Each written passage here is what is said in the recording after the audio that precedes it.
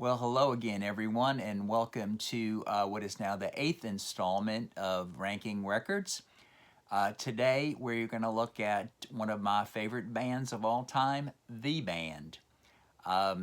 This is a group of 4 Canadians and 1 American, and they are really one of the best examples, at least to me, of a band where the parts being put together really made the band what it really is. Rather than, focusing on one person individual, collectively they really created a synergy that really made them what they were.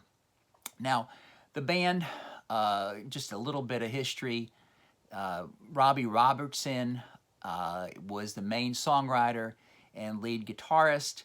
But what Robbie didn't really have was a great voice, and the band miraculously had 3 of the best voices ever to be together in one band. You had Levon Helm, the drummer, Rick Danko, the bass player, Richard Manual, the keyboard player, who were just fantastic singers, and 3 of the greatest voices ever in rock music history. And sadly, all 3 are no longer with us, having passed away.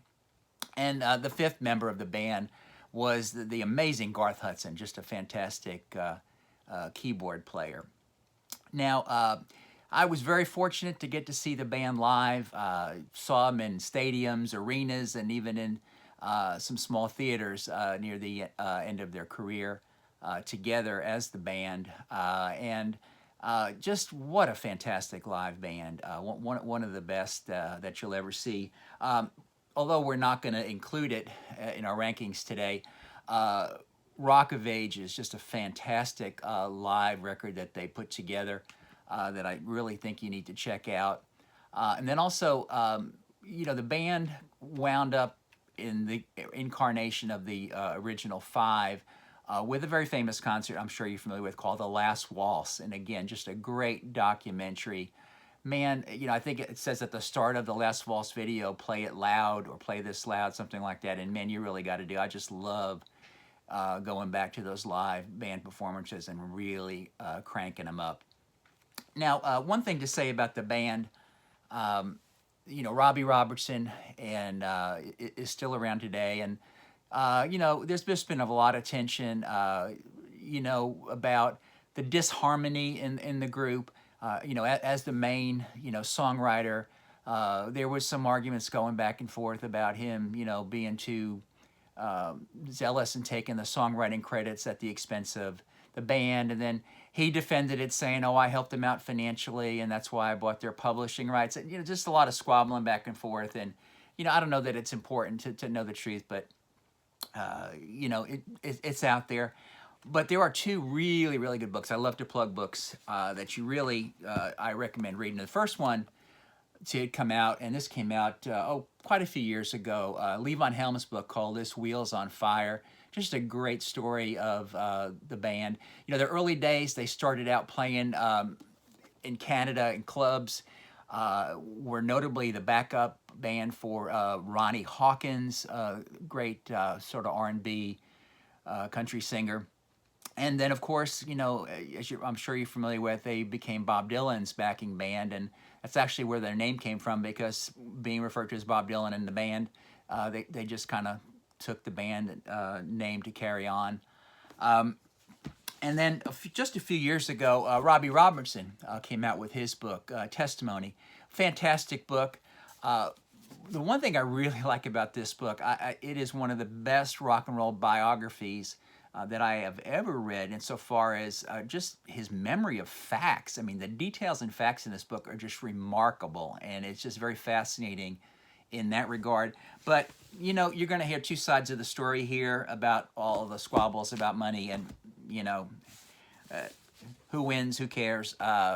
It's sad in a lot of respects, but, it is what it is, and, I'm not going to try to be judge or jury on what happened.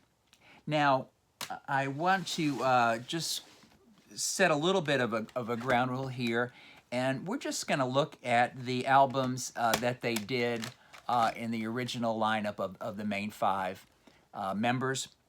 and there's 7 albums in total there, and we will go through those. But before we get there, let me just get these out of the way.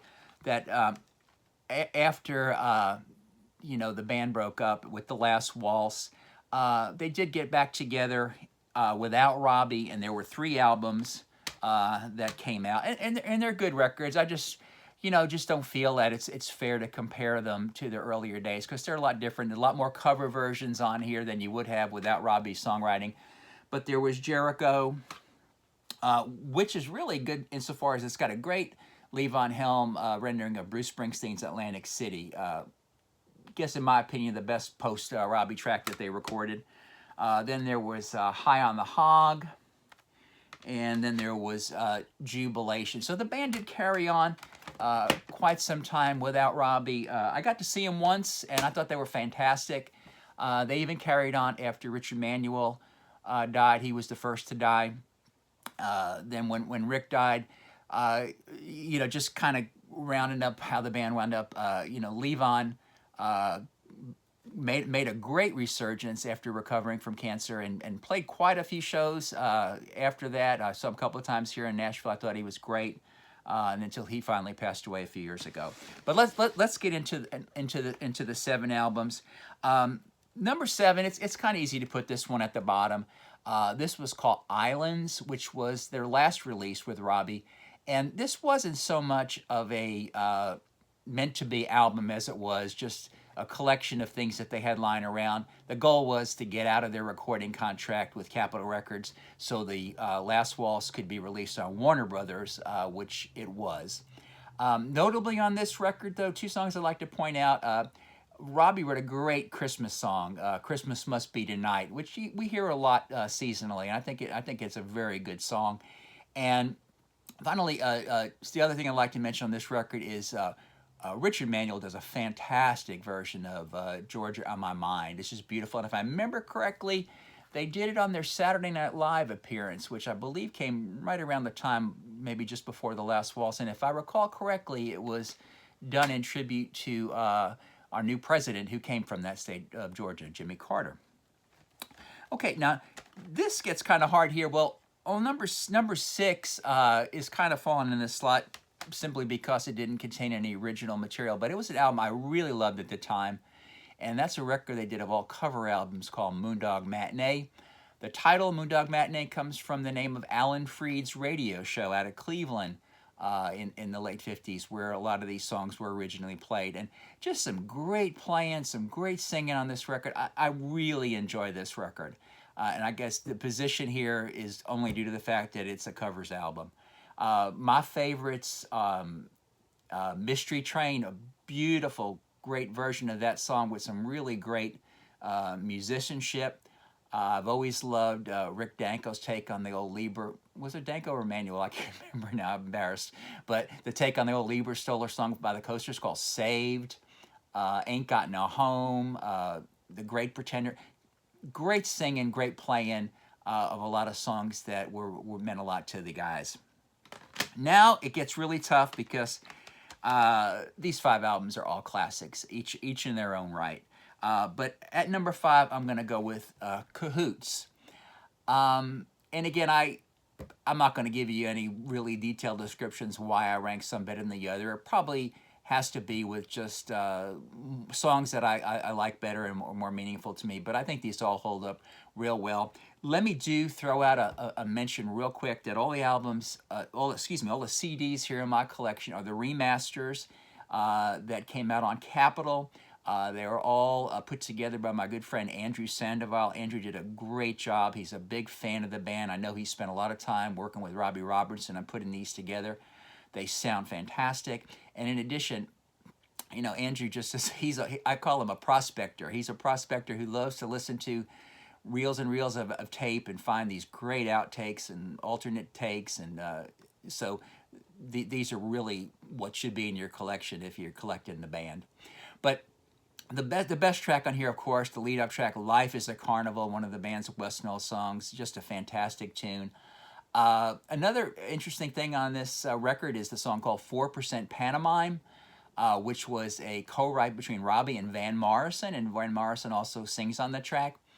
One other thing on this track is also probably, in my opinion, my favorite cover ever of a Bob Dylan song, and that's the fantastic When I Paint My Masterpiece. Great vocal by Levon. So number 5, we're going with Cahoots. Number 4, and again, another just fantastic album. I woke up this morning with the title track on my mind and had to play it. The first thing I heard this morning was Stage Fright. The title track, just a fantastic song, a fantastic vocal by Rick Danko.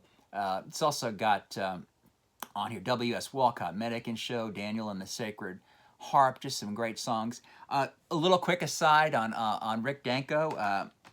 Always my favorite member of the band. You know, when you're a kid following bands and you have the guys who you'd want to be, it's sort of like, you know, when we were kids, we wanted to be baseball players.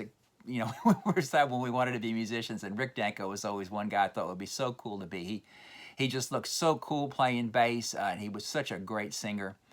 I did get to see him do a solo show one time at a club outside of San Antonio where I lived. It was sadly underattended. I swear there was not even 12 people there. But it was really cool because in between his 2 sets, he came down and sat with us and asked us what songs we would like to do. And I'm going to save what song I asked Rick Danko to do till I come to that record. But again, it was so great to see Rick solo, and we're sorry that he's no longer with us.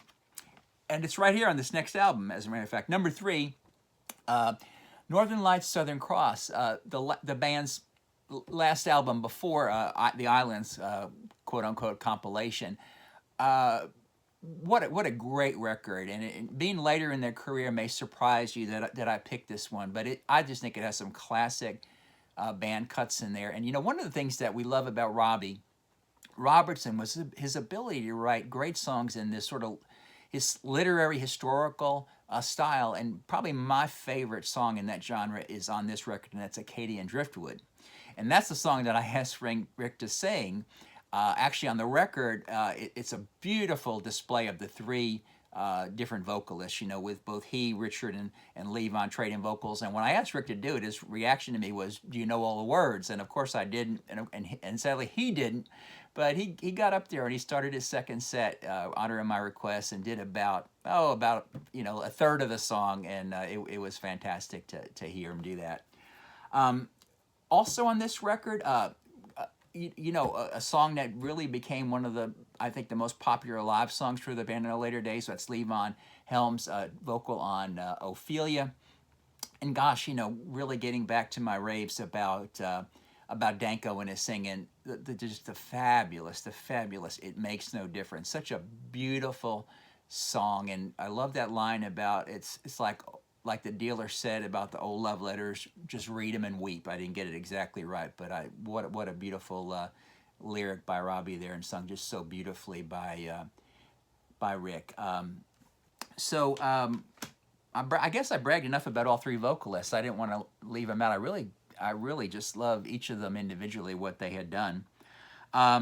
Number 2 is the debut album, Music from Big Pink, and I know probably a lot of people may put this up on top as number 1, but what a fantastic album.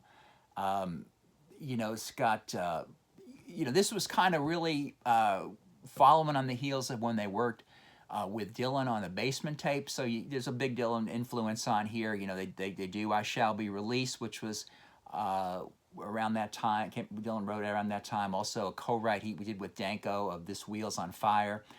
It's got the great cover of Long Black Veil. You know, it's also got The Weight on it. How could we forget it? You know, one of the probably a song that has just become so iconic. I mean, I think this is a song that's gonna you know, have an indefinite life. I mean, hundreds of years from now, they'll be singing and talking about this song, and it's such a fantastic Robbie Robertson song. One of the things that I've always found fascinating, and correct me if I'm wrong, but I believe it was hearing this album, or it could have been the second album, that Eric Clapton, who was in between gigs and didn't know what he wanted to do next, actually asked if he could become a member of the band. Now, is that cool or what? Does that show a lot of respect for how great people viewed the band? So number 2, we've got music from Big Pink. And then number one, we call it the Brown Album, simply titled The Band. My favorite album of the band with the full lineup. Just so many great songs on here. Across the Great Divide, a fantastic Richard Manual vocal. Up on Cripple Creek, one of their classic songs, a great Levon song. Of course, another, great literary historical right by Robbie Robertson, The Night They Drove Old Dixie Down. And, I almost forget to remember that Joan Baez actually had a hit with that song. Just fantastic. Just a great record. The box set came out this year on this. The reissue came out a really beautiful, attractive package. Some nice pictures on double. I believe it was on double vinyl. Also the CD full of outtakes. And one of the coolest things is it's got their complete show live at Woodstock, which was very cool to hear. There's a couple of, like, if you get this whole set of CDs, you really get most of the good outtakes. I know there was a couple of different band box sets that have come out that have some additional B-sides. It's kind of hard. I don't have them all cataloged and tracked to tell you what you really need to get, but these guys right here, the Andrew Sandoval reissues on Capitol are where I'd start. So this was fun. I hope you enjoyed it. I just cannot tell you how much I love the band, and it's another one of those groups that I brag to a lot of my younger friends that I was very fortunate to have gotten to see, probably at least a half a dozen times back in the New York area, during the time when they were just, all together and just playing fantastic. I hope you like what we're doing here. I love your comments. I love your feedback. Help me out. I'm trying to get this spread around a little bit more. Hit those buttons. There's the like button. There's the subscribe button. And there's also the opportunity to share it on your socials with your friends. Thank you again, and we look forward to seeing you again next time. This is Mike from Music City.